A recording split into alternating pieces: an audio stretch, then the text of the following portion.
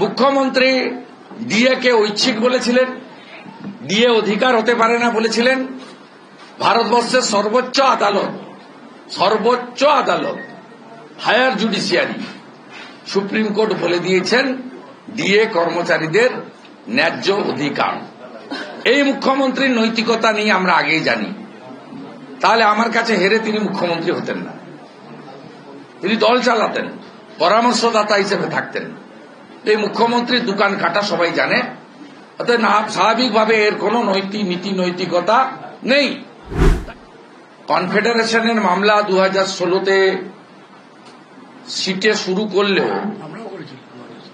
পরবর্তী সময়ে কিছুদিনের মধ্যে কর্মচারী পরিষদ এই মামলায় যুক্ত হয় এবং এই কর্মচারী পরিষদ সিঙ্গেল বেঞ্চ, হাইকোর্ট এবং ডিভিশন বেঞ্চেও জোরালো লড়াই অন্যান্য মামলাকারীদের সঙ্গে কাঁধে কাঁধ মিলিয়ে এক সুরে একসঙ্গে করেছে এবং বৃহত্তর যে প্ল্যাটফর্ম দিয়ে আন্দোলনের বা অন্যান্য অনেকগুলো দাবি নিয়ে করছে সংগ্রামী যৌথ মঞ্চ, সেখান থেকে রাজনৈতিক স্বার্থে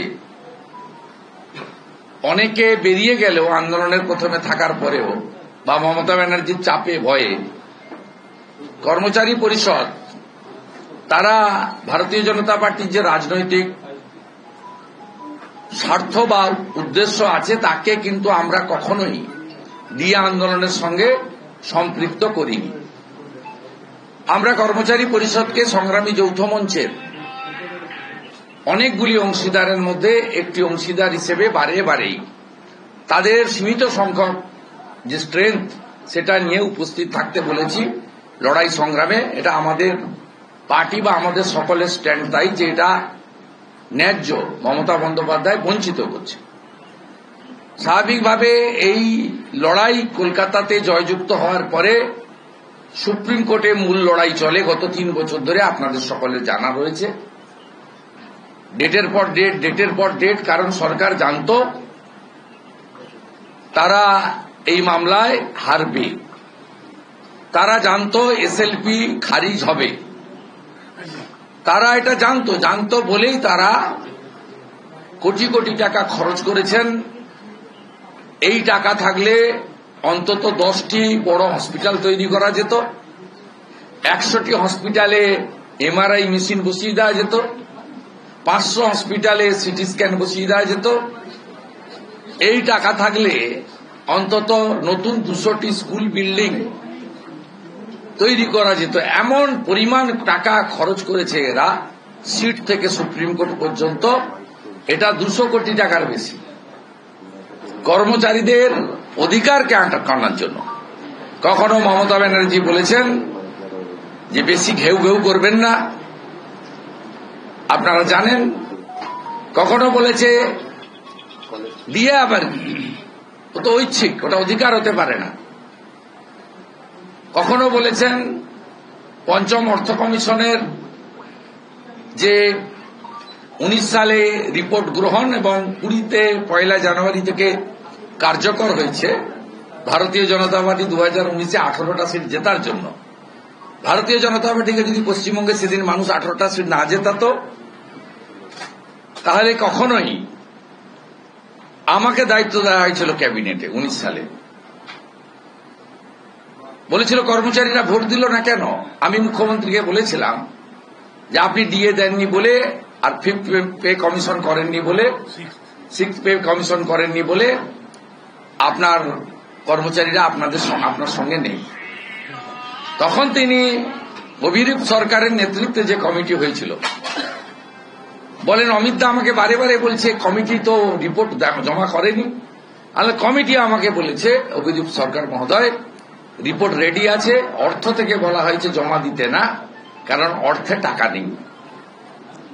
তারপরে অভিরূপ সরকারকে ডাকা হয়, তিনি বলেন আমার রিপোর্ট রেডি আছে। ডক্টর অমিত মিত্র বলেছেন রিপোর্ট জমা করতে না, কারণ আমাদের টাকা নেই। যাই হোক, ভারতীয় জনতা পার্টিরও সেদিন ক্রেডিট, পশ্চিমবাংলার জনগণের ক্রেডিট। তারা যদি সেদিন ভারতীয় জনতা পার্টিকে 18টা সিট না জেতাতেন তাহলে পে কমিশন কার্যকর হতো না এবং 1 জানুয়ারি 2020 থেকে এই পে কমিশন কার্যকর। এখন তো 7th পে কমিশন কার্যকর হয়ে গেছে, কেন্দ্রীয় সরকার তো 8th পে কমিশনের কমিটি বানিয়ে দিয়েছে। আমরা অনেক পিছিয়ে আছি। আমাদের প্রথম দিন থেকে দাবি ছিল যে ডিয়ারনেস অ্যালাউন্স কর্মচারী এবং পেনশনার্সদের অধিকার। আর মুখ্যমন্ত্রী বারে বারে সভা সমিতি, বিধানসভার ফ্লোর, সাংবাদিক সম্মেলন, প্রশাসনিক মিটিংয়ে বলেছেন এটা অধিকার নয়, এটা ঐচ্ছিক, আমার যেদিন টাকা হবে আমি দেব। কর্মচারী পরিষদ, সর্বোপরি বৃহত্তর মঞ্চ সংগ্রামী যৌথ মঞ্চ লাগাতার আন্দোলন করেছেন। আমরা সেই আন্দোলনে রাজনৈতিক সীমাবদ্ধতাকে ফেলে রেখে আমরা বামেদের মতো নই, সেটিং অপোজিশন নই। আমরা বারে বারে যেখানে গেছি, কখনো আমি বক্তব্য রাখছি, সুজন চক্রবর্তীরা, যদিও তারা এখন সংগ্রামী যৌথ মঞ্চে নেই বলে আমি শুনেছি, নিচে দাঁড়িয়ে আমি নামার পরে উঠেছেন। কখনো হাজরা মোড়ে দেখেছি কংগ্রেসের কোন নেতা বক্তৃতা করছেন সংগ্রামী যৌথ মঞ্চে, আমরা অপেক্ষা করেছি কংগ্রেসের সেই নেতা বক্তব্য থেকে নেমে যাওয়ার পরে আমরা উঠে সাপোর্ট দিয়েছি। কিন্তু আমরা আমাদের যে রাজনৈতিক লড়াই অল ইন্ডিয়া পরিপ্রেক্ষিতে বা অন্য রাজ্যে, তার সঙ্গে কর্মচারীদের এই আন্দোলনে আমরা যে দাবির সঙ্গে কখনোই রাজনৈতিক সংকীর্ণতা বা সীমাবদ্ধতা দেখাইনি। এবং আমাদের কর্মচারী পরিষদকে আমাদের রাজ্যের সমস্ত প্রথম সারির নেতারা রাজ্য কমিটি থেকে পুরো একদম কমপ্লিট গ্রিন সিগন্যাল দেওয়া হয়েছে। বলা হয়েছিল যে আপনারা এই লড়াইতে, অধিকার আদায়ের লড়াইতে আপনারা লড়াই করুন, কোন রাজনৈতিক স্বার্থ আমাদের নেই। স্বাভাবিকভাবে সংগ্রামী যৌথ মঞ্চের অনেকগুলি কর্মসূচিতে আমরা থেকেছি। শহীদ মিনারের ময়দানে, আর্মির জায়গায় তারাও অবস্থান লাগাতার করেছেন। এবং তারপরে প্রথমে 3% চিরকুটে লিখে নিয়ে গিয়ে তারপরে আস্তে আস্তে বাড়তে বাড়তে 14% পর্যন্ত, 14% পর্যন্ত শেষ বাজেটে ঘোষণা করে দিতে বাধ্য হয়েছে। আমরা দুটো কারণে আজকে অত্যন্ত খুশি। মুখ্যমন্ত্রী ডিএ কে ঐচ্ছিক বলেছিলেন, ডিএ অধিকার হতে পারে না বলেছিলেন। ভারতবর্ষের সর্বোচ্চ আদালত হায়ার জুডিশিয়ারি সুপ্রিম কোর্ট বলে দিয়েছেন ডিএ কর্মচারীদের ন্যায্য অধিকার। এই মুখ্যমন্ত্রীর নৈতিকতা নিয়ে আমরা আগেই জানি। তাহলে আমার কাছে হেরে তিনি মুখ্যমন্ত্রী হতেন না, তিনি দল চালাতেন, পরামর্শদাতা হিসেবে থাকতেন। এই মুখ্যমন্ত্রীর দোকান কাটা সবাই জানে। অর্থাৎ স্বাভাবিকভাবে এর কোন নীতি নৈতিকতা নেই। তাই আজকে সুপ্রিম কোর্ট সবচেয়ে এই মুখ্যমন্ত্রীকে আইনি পথে আজকে শিক্ষা দিয়েছেন যে আপনি এতদিন ঘেউ ঘেউ থেকে শুরু করে যে কথাগুলো বলেছেন ডিএ সংক্রান্ত, আমরা অনুমোদন করি না, এটা বেআইনি কথা। এই কথার সঙ্গে ভারতবর্ষের সুপ্রিম কোর্ট একমত নয়। এটা একটা বড় জয়। কত পার্সেন্টেজ দিয়েছেন, পরে কত পার্সেন্টেজ পাবো, ক্যালকুলেশন তো আলাদা।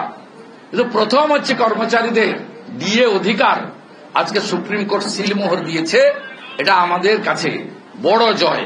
এবং এই জয়ে অন্য কর্মচারী সংগঠনের সাথে সাথে কর্মচারী পরিষদ তাদের উল্লেখযোগ্য ভূমিকা রয়েছে দীর্ঘ লড়াইতে। তাদের লড়াই এবং সর্বোপরি বিভিন্ন প্রফেশনাল লয়ারদেরকে দিয়ে এই লড়াইটা করা, এটা একটা ছোটখাটো বিষয় নয়। আমাদের ভিডিও ভালো লাগলে লাইক এবং শেয়ার করুন। কমেন্ট সেকশনে গিয়ে জানান আপনাদের মতামত। আরো ভিডিও পেতে আমাদের চ্যানেল সাবস্ক্রাইব করুন এবং প্রতি মুহূর্তে খবরের আপডেট পেতে প্রেস করুন বেল আইকন।